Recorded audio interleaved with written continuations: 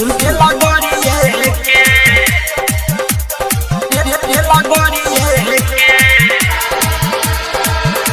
Recording by Sheela Hills Motihari. अब सुने धनंजय धड़कन हो दीपति कनी तैयारी Bhola हरिए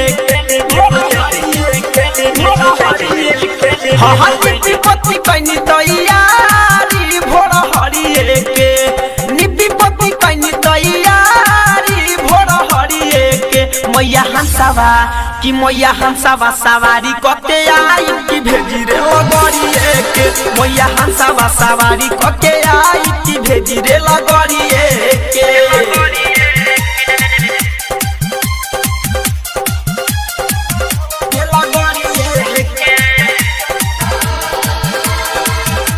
music director DJ Dheeraj Sheohar Rasulpur.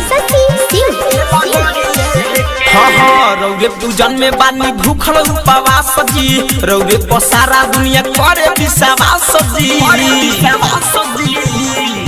हाँ रौरे पूजन में बानी भूखल उपवास जी रौरे को सारा दुनिया करे विश्वास रची रची मंडप सजावनी हो फूल सरिए के रची रची मंडप सजावनी हो फूल सरिए के मैया हंसावा कि मैया हंसावा सवारी कके आई कि भेजी रे लगोरिए के मैया हंसावा सवारी कके आई कि भेजी रे लगोरिए के recording by Sheela Hills Motihari.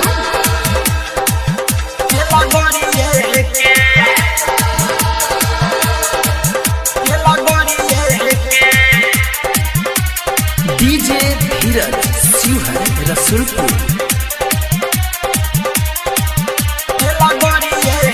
हाँ देवी के देवी मैया हई धनवान हो भक्ता के बीच मैया बाटेली ज्ञान हो ए मैया हाँ देवी के देवी मैया हई धनवान हो भक्ता के बीच मैया बाटेली ज्ञान माई हमनी के पड़ल पड़ी के छावा फरवरिए के माई हमनी के पड़ल पड़ी के छावा फरवरिए के मैया हंसावा कि मैया हंसावा सवारी कके आई कि भेजी रे लगोरिए के मैया हंसावा सवारी कके आई कि भेजी रे लगोरिए के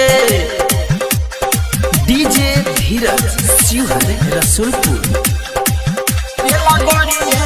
recording by Sheela Hills Motihari.